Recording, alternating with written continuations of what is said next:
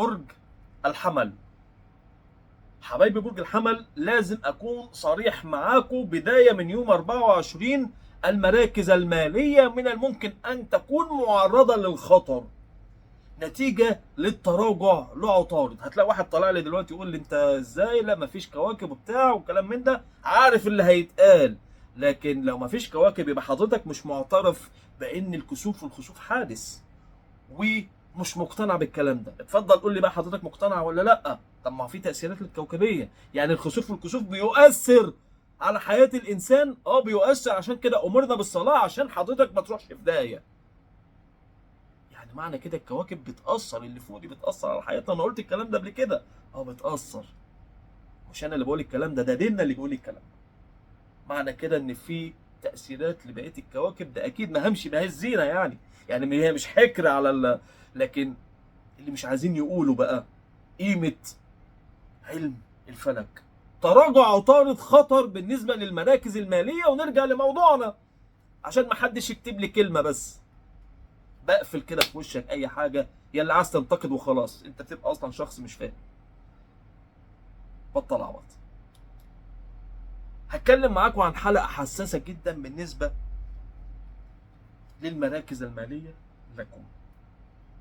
نبدا ونقول، لكن قبل ما ابدا، الناس اللي بتتابعنا من غير اشتراك وتفعيل الجرس عشان يوصلك مني كل جديد. انت حابب تشوفنا تاني، اللي عايز قراءه خاصه بعمل قراءه مكالمه مباشره ساعه 2 3، بكشف لك كل شيء في حياتك وبعرفك طريقه خلال السنوات القادمه، السنوات الاكثر حظا الاقل حظا، كل شيء في حياتك. اللي عايز قراءه يتواصل على القناه. ونبدا في حلقه هامه لحبايبي برج الحمل. السلام عليكم ورحمه الله وبركاته. برج الحمل، ونقول ايه الحكايه. الحكايه بدايه من يوم 24.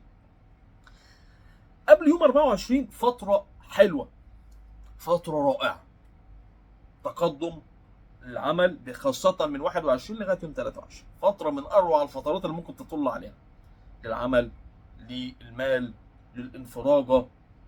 تأثيرات إيجابية بالنسبة لخطواتك، تصرفاتك، انفعالاتك. كل شيء هيفيدك خلال تلك المرحلة.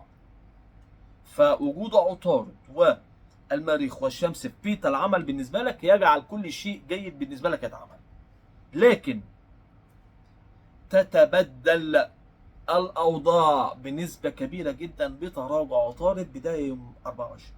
عطارد وتراجعه ده المفروض كوكب التقدم والفكر طب لما بيتراجع جاية من الاسم، إذا يحدث تراجع في مكان العمل في المعنويات، خاصة إن في هذا التراجع هيعمل توأمة كده مع المريخ المتواجد أيضا في بيت العمل. والمريخ كوكب الحرب والنار بيزيد المشاكل والتوترات والقلق وكل شيء. عشان نكون واضحين، فترة هتبدأ فيها بحساسية نوعا ما، فترة هتبدأ فيها بسقوط بعض الأقنعة لبعض الشخصيات المقربين لك في مجال مالي، يعني في شراكة مالية. حتى لو كانوا مقربين في العلاقة، يعني حتى لو كانوا أقارب، في ورث، في شراكة، في بيت، في منزل، في شراكة، في مصلحة، في محل. هي فترة لن يعني هيظهر لك كل شيء بوضوح، والسيء في نواياه ليك هيبقى مفضوح. عشان كده بقول فترة حساسة، فترة مهمة، فترة مهمة. لكن احذروا من السقطات، احذروا من السيء من الشراكات. خلال الفترة بهذا التراجع العطارد يظهر أمامك بعض الأمور والمستجدات. أولا، ودي نصيحة مهمة، لا تعمل ما فوق مجهودك، فأنت بنسبة كبيرة معرض للخطأ. والخطأ لديكم خلال تلك المرحلة سيكون صعب، يترتب عليه أمور صعبة. تاني، لا تبذلوا مجهود فوق طاقتكم. يعني لو أنت في مكانك مثلا وحد قال لك اشتغل ده زيادة أو مكاني، حاول قدر الإمكان تتأسف بالشياكة، لأن مش هيكون عندك المجهود والطاقة. ما تتحملش مسؤولية، اوعى تتحمل مسؤولية شيء خلال تلك الفترة. ولو اتحملت مسؤولية خليك يقظ جدا. في ايام انت ممكن تخطأ فيها في اي حاجة والامور تعدي، لا الايام دي هتبقى صعبة. يعني ما تحاولش ان انت تحط نفسك في مكان مقارنه، مكان الخطا، عشان نكون واضحين في تلك المرحله. العب على المضمون، العب على المضمون، وقلل من المجهود، قلل من المجهود. يعني ما تبذلش قصارى جهدك، لانك اصلا مش هيكون عندك الطاقه المناسبه. خلال المرحله احذروا من الامور الصحيه العارضه. يعني خلال الفتره نوعا ما هي فرصه انك توقف اي شيء خاطئ بتعمله ممكن يضر بصحتك.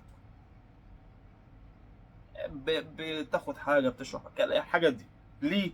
لانك معرض للتعب خلال فتره وانت بتتعامل مع صحتك بطريقه غير صحيحه، غير صحيحه. يعني المشاكل الصحيه ممكن تزداد لو انت بتتبع اساليب خاطئه في الصحه. هتزداد اكل سيء، اكل دسم قوي، اكل زياده، يعني الاكل بطريقه خاطئه.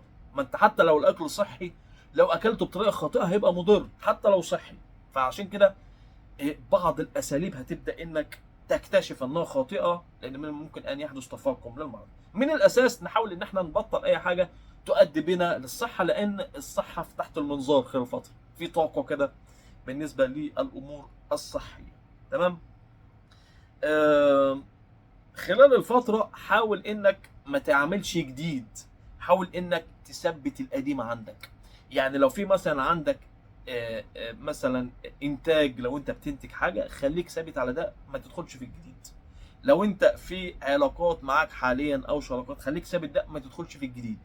لو انت مثلا عندك حاجه مثلا للاستخدام بدل موجوده متوفره، اي حاجه بقى في حياتك ما تجيبش جديد. ليه؟ الجديد ممكن يكون اختياره خاطئ، ممكن يكون في مشكله. حتى في العلاقات، لو انت في ما تدخلش في علاقات خلال تلك الفتره. انا ليه بدات البدايه الخسوف وامرنا ان احنا نصلي درءا للمخاطر، علشان دي تاثيرات كوكبيه يا جماعه. اللي بيتبع التاثيرات الكوكبيه صدقوني بيفرق معاه كتير. بتبقى سابق دايما بخطوه، يعني بتبقى سابق في المعامله. عارف مثلا ان انت النهارده حظك حلو بامر الله، هتقدم على اي شيء هتلاقي فيه استجابه. عارف النهارده ان توليفه الكوكبيه تبقى عندك طاقه يعني مثلا ايه عصبيه، فهتلاقي نفسك تبعد عشان تعدي المشاكل، هتلاقي نفسك دايما سابق بخطوه. هعيد تاني التنويه. الناس اللي بتتابعنا عن طريق الفيديوهات المقترحه واللي داخله على القناه جديد، في زر اسمه اشتراك او سبسكرايب على حسب ما بيظهر لك، دوست عليهم بقيت مشترك معانا في القناه. اللي عايز قراءه خاصه بعمل قراءه مكالمه مباشره ساعه 2 3، بكشف لك كل شيء في حياتك وبعرفك طريقه خلال السنوات القادمه، السنوات الاكثر حظا لكل حظا كل شيء. اللي عايز قراءه يتواصل على رقم الواتس كاتبه على الشاشه وكاتبه على عنوان الحلقه. يا رب كده حبايبي برج الحمل جميع بركتكم بامن وامان. السلام عليكم.